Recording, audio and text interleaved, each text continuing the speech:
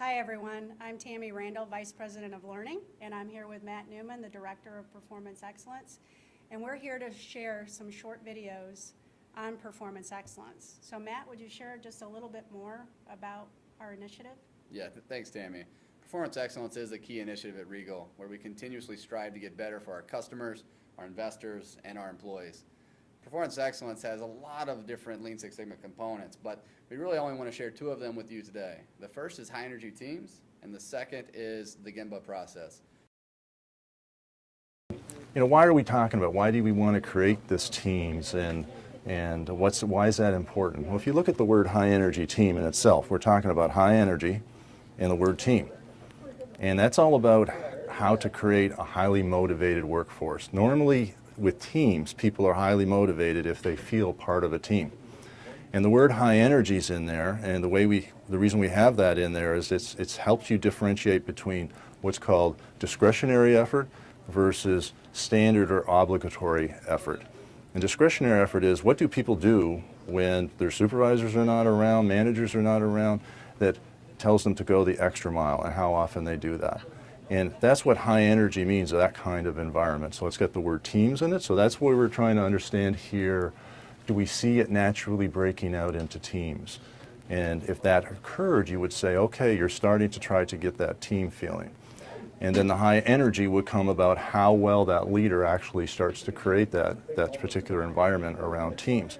So for a team, you got to have goals, and you got to feel that you're dependent on others, and some goals that you care about, and you're tied to some bigger goals. And most of our sites have some really important things they need to deliver.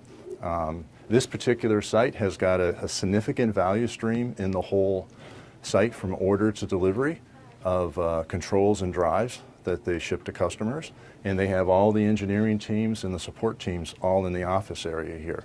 So they have a chance here, they have this big overall value stream to make this site successful, that they have to try to execute very well, day in and day out.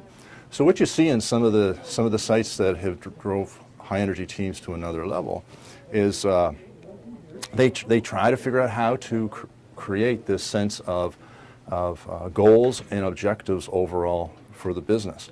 And one thing you'll see is they'll take advantage of, we're standing in front of this large wall here, there is a board here in itself, but what you'll see at many sites is you'll actually see them have a board that shows very big a value stream of how the order to delivery value stream performs today using value stream mapping techniques. And it's very big. It's the size of this whole wall. And the leader of the site will be passionately and able to tell you the details about how cycle time is consumed in that value stream, where the quality yields are, and how the work progresses through the whole value stream. And you'll be able to see visually right here on the wall where their major improvement areas are to improve the value stream.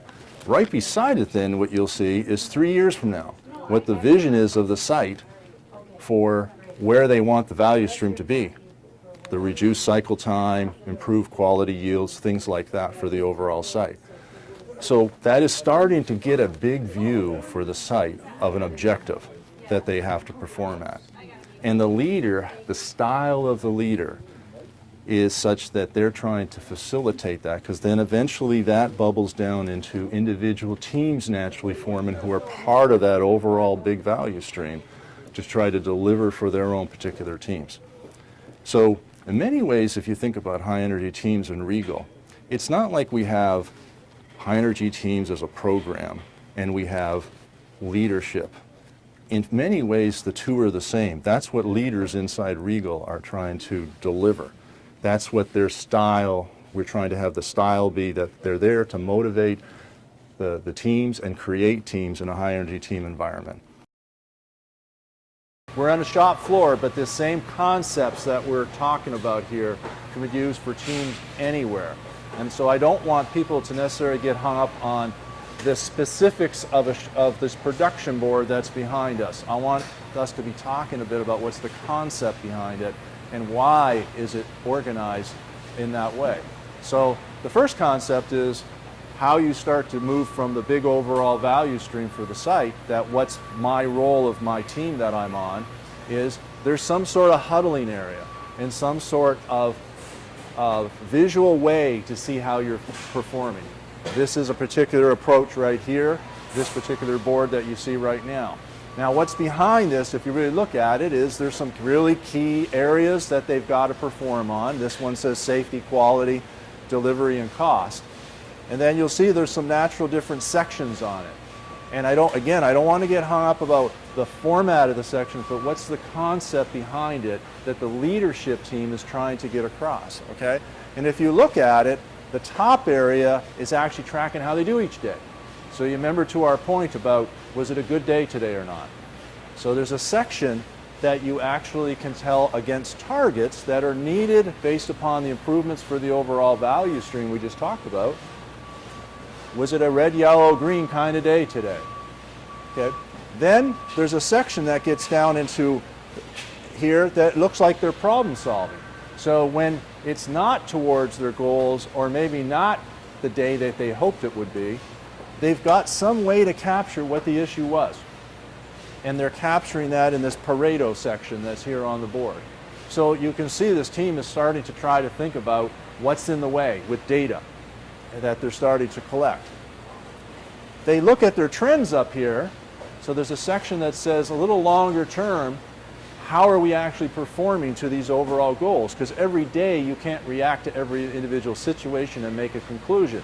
So they've got the Paretos in here, a section that says how they're going to be doing problem solving to try to solve the biggest issues they've got with their Paretos, and then a trend thing to see whether what they solved is actually improving their particular area. Okay? So the role of the leader in this, when you come out to this and you have this, is not to come out and say, oh, there's a Regal board designed this way, everybody's got to have this board. We're trying to get the concept here of what the leader has to facilitate overall. And then the leader's got a very big job. They've got a gimbal walk that they have to go on.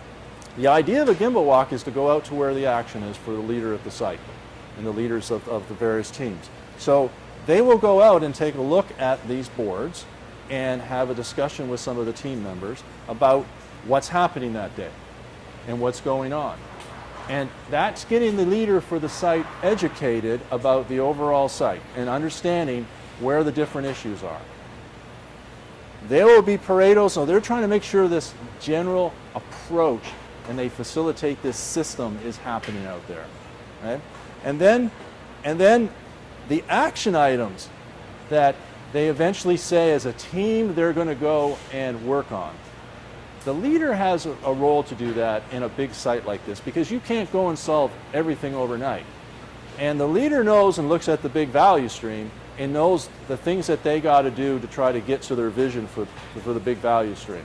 So some of these things are more important to be worked on now with the resources that we've got at the site, and some can be worked on later.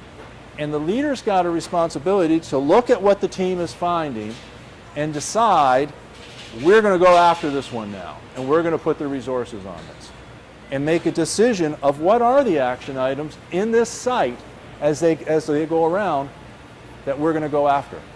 And the overall site leader's got that role. You're the one to make the priorities and make those kind of calls.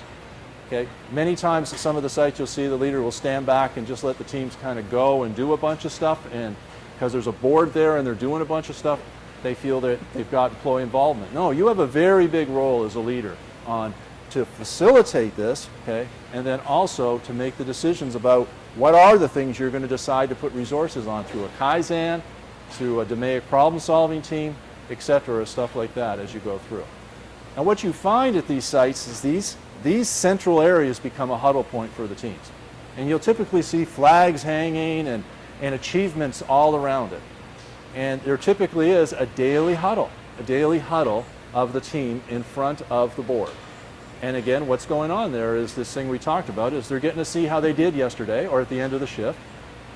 You're getting to recognize some folks that some good things happened during that day and get the recognition up there. And that's a daily rhythm that just goes on and on, over and over. Okay? And then eventually you'll see that the teams start to improve. So that's how you start to take it from a big site that there's a lot of work to, we have a value stream here overall that we have to improve, and we all care about improving it, all the way down to individual teams that have start to see their part in it. You'll typically also see that they'll have their value stream that's part of the big value stream in a lot more detail right down here, and they're trying to get their improvements based upon understanding their value stream.